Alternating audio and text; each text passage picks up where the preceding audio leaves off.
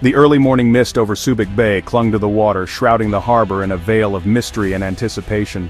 The silence was broken only by the distant hum of engines echoing across the stillness.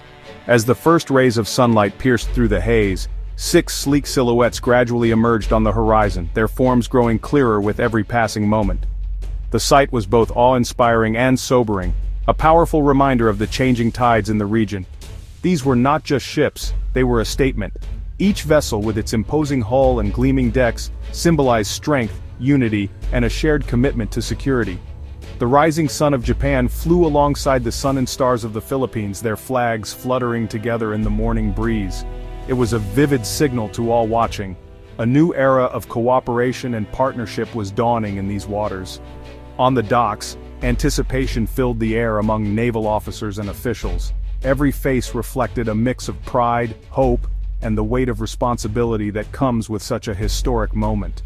The lead vessel, marked by its long service and storied past, glided to its berth with practiced precision, engines humming with promise and the energy of new beginnings. For the Philippine Navy, this was more than a delivery. It was the arrival of reinforcements at a critical time. The sailors watched intently, knowing these ships would soon become the backbone of their fleet. As mooring lines were secured and the ships settled into their new home, the ceremony began. Yet the real message was in the firm handshakes exchanged between Japanese and Filipino commanders, a gesture that spoke of trust, respect, and shared purpose. The transfer of these vessels was a tangible sign that the Indo-Pacific's old dynamics were shifting. With each document signed, the partnership between the two nations grew stronger, sending ripples far beyond the bay. Now part of the Philippine fleet, the ships sat ready for their new mission. Their presence was a clear signal. The Philippines was prepared to defend its waters and uphold its sovereignty. Filipino crews, trained in Japan and now standing proudly on deck, were acutely aware of the responsibility ahead. Their training, discipline, and determination would be tested in the days to come. These ships represented a leap in the country's ability to patrol and assert sovereignty. With advanced technology and renewed morale, the Philippine Navy was now better equipped to face the challenges of a complex maritime environment. As the sun climbed higher, the significance of the moment became clear. This was a turning point, not just for the Navy, but for the nation's role in regional security. This was not an end, but a beginning. The ships, once foreign, now carried the hopes and ambitions of a nation determined to chart its own course. A new chapter for the Philippine Navy had arrived, one defined by resilience, partnership, and a renewed sense of purpose on the open sea. So what exactly has Japan given the Philippines, and why does it matter so much? 6 Abukuma-class destroyer escorts, versatile mid-sized warships that are a perfect fit for the Philippines' sprawling archipelago. These ships are more than just vessels. They're a leap forward in maritime capability for the Philippine Navy. Each ship stretches about 109 meters from bow to stern and displaces 2,000 tons. That's big enough to handle long-range patrols across open seas, yet nimble enough to navigate the Philippines' complex coastal waters and narrow straits. Commissioned between 1989 and 1993, these ships have decades of experience under their belts. They come armed with Harpoon anti-ship missiles, torpedo tubes, and ass-rock launchers, making them formidable opponents in any naval engagement. Designed for both anti-ship and anti-submarine warfare, these ships can hunt down enemy vessels above and below the waves, providing a crucial layer of defense. This anti-submarine capability is especially vital now, with the number of submarines in the South China Sea steadily increasing. The region is a hotspot for maritime tensions, and these ships help level the playing field. But why is Japan giving away such capable ships? The answer lies in modernization and shifting demographics. Japan is phasing out these destroyer escorts in favor of newer, more advanced frigates that require fewer sailors to operate. With an aging population and a shrinking workforce, efficiency is now a top priority for the Japanese Navy. For both countries, this transfer is a win-win. The Philippines gains reliable, battle-tested ships, while Japan strengthens a key regional partner and extends its influence through cooperation.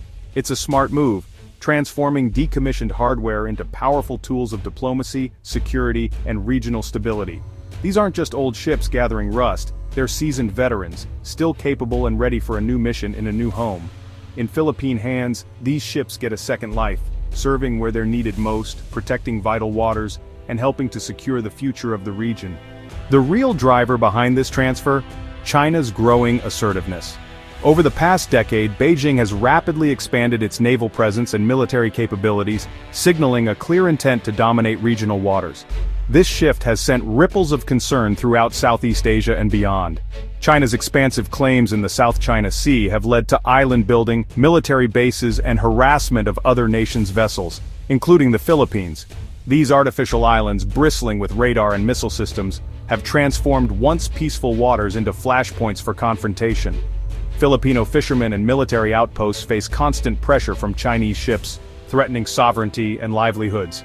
Every day, local communities worry about their safety and their right to fish in traditional waters as Chinese vessels loom ever closer.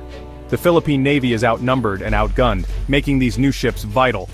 Without modern vessels, the Philippines struggles to defend its maritime territory and protect its people from encroachment. Japan, too, is uneasy. Its own dispute with China over the Senkaku Islands and reliance on South China Sea trade routes make stability essential. Billions of dollars in goods pass through these waters, and any conflict could disrupt global commerce. By strengthening the Philippines, Japan protects its own interests and helps uphold freedom of navigation. This partnership is about more than defense, it's about ensuring open seas for all nations and deterring aggression. These ships allow the Philippines to patrol more effectively and deter coercion. With enhanced capabilities, Filipino sailors can respond faster to incidents and assert their rights with greater confidence. The deal sends a clear message to Beijing: its actions are uniting its neighbors. Regional cooperation is growing stronger, as countries realize the need to stand together in the face of intimidation. A more capable Philippine Navy benefits the whole region. It boosts collective security, reassures smaller nations, and helps maintain peace in these contested waters. This is about upholding international law and resisting intimidation. The world is watching how these disputes are handled, and the outcome will set a precedent for future maritime conflicts. The transfer is a strategic response to a shared challenge, one that aims to preserve peace, stability, and the rule of law in Asia's most vital waters. The arrival of 6 Abukuma-class warships marks a true game-changer for the Philippine Navy, signaling a new era of capability and confidence. Previously, the fleet was stretched thin, with only a handful of modern frigates and mostly aging patrol craft struggling to cover the nation's vast maritime territory. Now, the Navy can maintain a much stronger, more consistent presence across its vast and strategically important waters, boosting maritime security. These ships bring dedicated anti-submarine warfare capabilities, a first for the Philippines, allowing the Navy to counter underwater threats more effectively. They fill the crucial gap between high-end frigates and smaller patrol boats, providing a much-needed middle layer of defense for the fleet. For sailors, it means more training opportunities, more hands-on experience, and better tools to protect their country and its people. The Philippine Navy is now better equipped and more prepared than ever to meet the challenges that lie ahead. This warship deal is the latest milestone in a rapidly growing Japan-Philippines partnership. Once wartime enemies, the two nations have built a robust alliance based on shared values and strategic interests.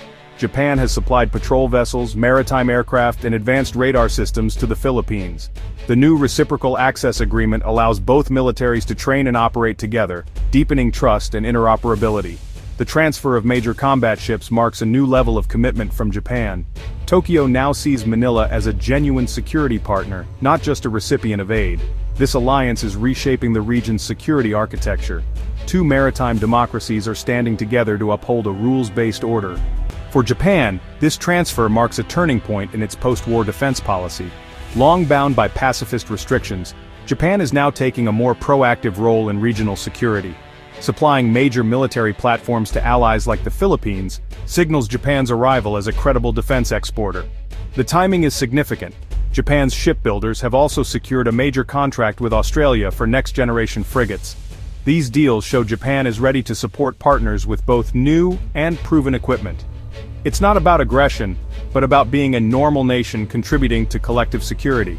By exporting defense gear, Japan strengthens its own industry and alliances. The Abukuma-class transfer is a clear sign of Japan's new role on the world stage. The arrival of Japanese warships in the Philippines sends ripples across the Indo-Pacific. It's a statement of solidarity and a model for regional cooperation.